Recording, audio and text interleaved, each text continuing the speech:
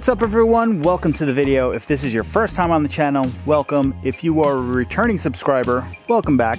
Today's video, if you couldn't tell by the title or the thumbnail, is about my M&P 2.0 done up by Floyds Custom Shop.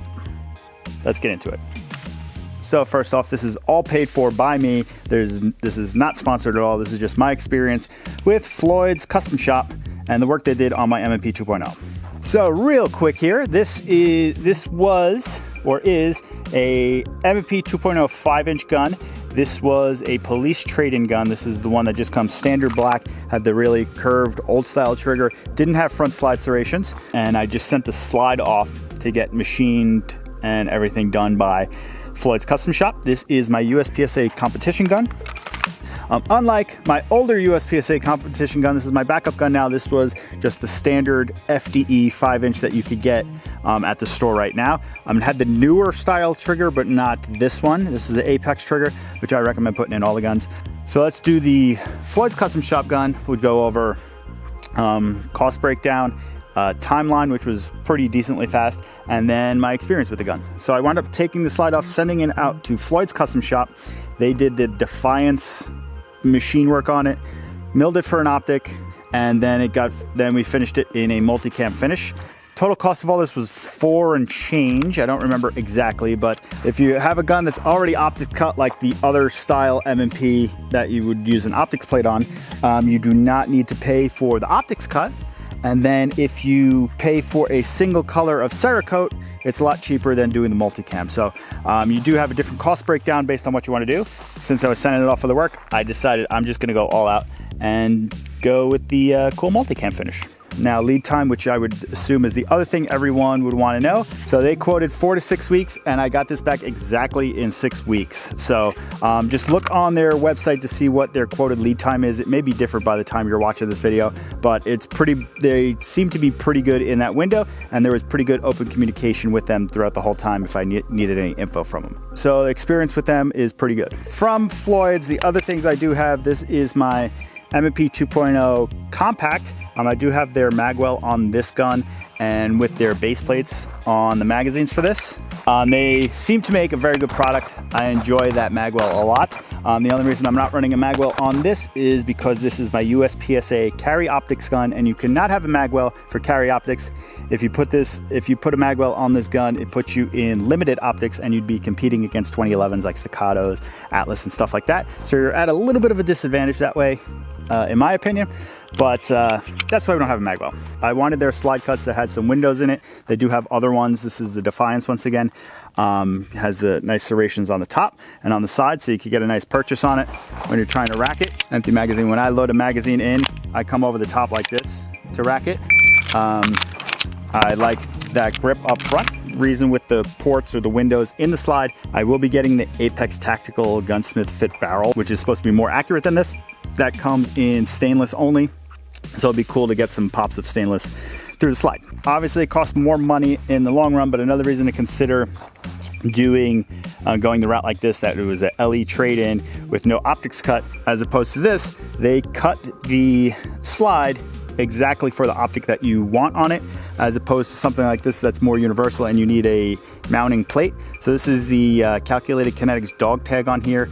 Fits pretty tight, but on something like this you do have the optic, and whatever play is in between the optic and the plate, and then whatever play is between the plate and the slide, you do have to deal with. With something like this, they can machine it super tight. The Calculated Kinetics dog tag is pretty damn good. It's pretty tight, so I don't have complaints with that. So I'll try to get a side-by-side shot. It's not a crazy difference, but you do have the height difference of the plate, which making the optic sit up a little higher. Not a big deal, but it's just something to note. So then, all the slide work, we have the Hall of Sun 507 comp on that. We have it on green. I got a really good deal on the green dot. That's why we have green. I don't care between red or green. I know some people have a hard preference between the two. I really don't care.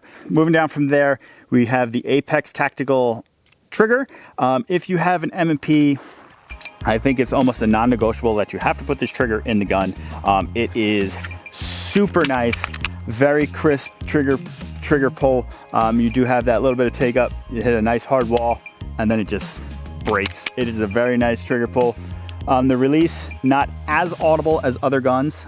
I don't care about that. because I am not shooting on the reset. I'm literally smashing the trigger when I'm shooting it. So I'm not worrying about a reset. But if you do like a reset, it's not as super audible as some other guns. Let's go over my mag release. So this is from, who is this from? Springer Precision. This is the mag release from them. This is the extended paddle. I don't know if I care that much with the difference between that or this one from Springer Precision, so I'll have some B-roll on the screen between the two. These are both extended mag releases. I don't have a preference either way. I think they just didn't have this one in stock in the color that I wanted. That's why I went with this one, but it's an extended mag release. I don't have any issues with it. When I shot the match in Wyoming a couple weeks ago, one of the guys in my squad was shooting a 4 1/4 with this same one, and he says he has lots of trouble when he has a table start. He'll go grab it and then I guess push it down too much and the mag will come out, or when he shoots weak hand, his finger presses it. I don't know, it's just maybe different grip. That's kind of like right there. I can't even move my hand to like try to press it, but that person does. And with any extended mag release, you have to worry about like a table start. When you go to grab the gun, you could kind of push the mag release in, but that's with anyone. I guess last but not least thing on this gun, by the way, stock recoil system. I've had some trouble in the past about some tungsten guide rods and lighter springs. So stock recoil system. Only other thing we did on there is we added some stippling myself. So this one is kind of pointless. This was, my hand doesn't actually touch that when I'm shooting. My thumbs are a little out from the gun. So that one's kind of pointless, but it's there. But I did need a little bit more grip up top over here. So this was just kind of take a soldering iron and do that myself. Came out pretty decent as opposed to my FDE one. The lines, I tried to be fancy. This was second time I ever tried to stipple something. I tried to be fancy and make some nice cool borders. Came out kind of shitty, but once again, this is like my backup competition gun slash dry fire slash training gun. It's a tool. I really don't care. It works. All the internals work fine, so I really don't care about that. The main thing for me was getting more grip up here, so when I grip the gun, I just have a little bit more there. Obviously, we just went over everything on the gun. Obviously, I like everything on the gun. The only thing I do not like, which is on the older M&Ps, the older 2.0s, is the slide lock slide release. I use it as a slide release also, so sue me if you don't and you care about it like that. The newer ones they call it the extended one. So this one extends pretty nicely out there. It is pretty easy just to lock the slide back. The older style is pretty slim. I find it hard sometimes to lock the slide back. Some people absolutely hate the extended ones. They'll actually take it and like cut it off or something like that. The extended doesn't bother me. The way I grip the gun, my finger doesn't touch that. Some people will grip a little higher up and it will rub a spot. It will rub the skin off on their hands. I think that's why, but I would prefer to have the extended one on here, but also you're not really locking the slide back much, so it's not that big of a deal. So we spoke about Floyds Custom Shop, which I recommend. They were pretty damn good to deal with. We spoke about the gun overall, which once again, one of my favorite guns to shoot.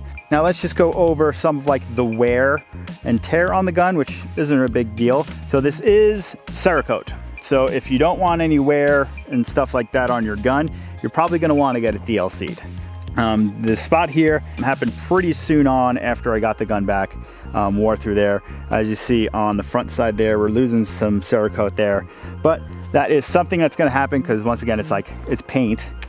In and out of the holster is a thing. You're going to get some wear on it. This gun was done up by Monsoon Tactical. It has the Lucky 7 ports, so if you want to see a video on that, you can go back on my channel and check those out.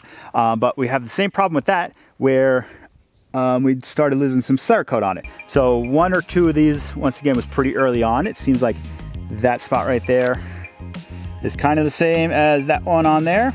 Maybe it's just a spot that gets a lot of wear.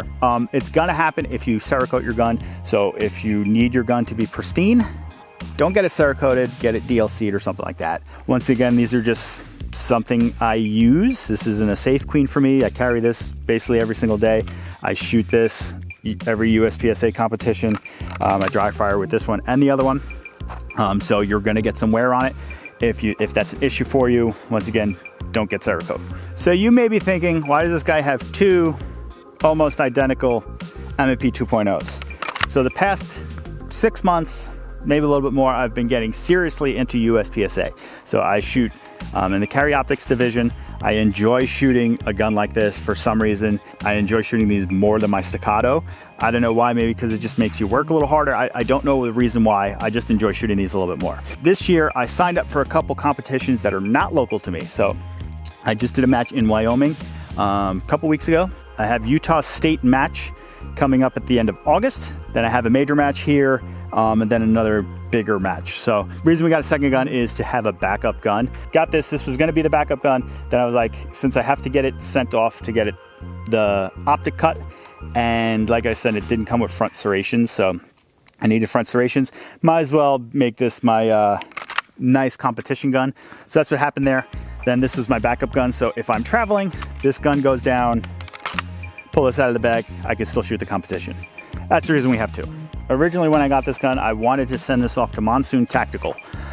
So they, like I said earlier, they did the work on my 2.0 compact.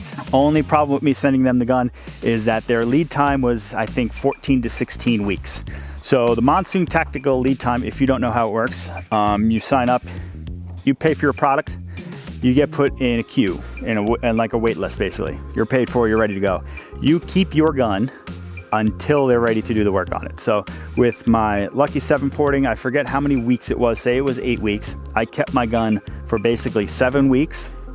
They sent me an email saying, you're ready to get worked on, send your gun in. Sent my gun to them, they had my gun for about a week and I had it back. So maybe I was without gun for 2.5 to 3 weeks max. Done. Floyds Custom Shop, this is send us your gun.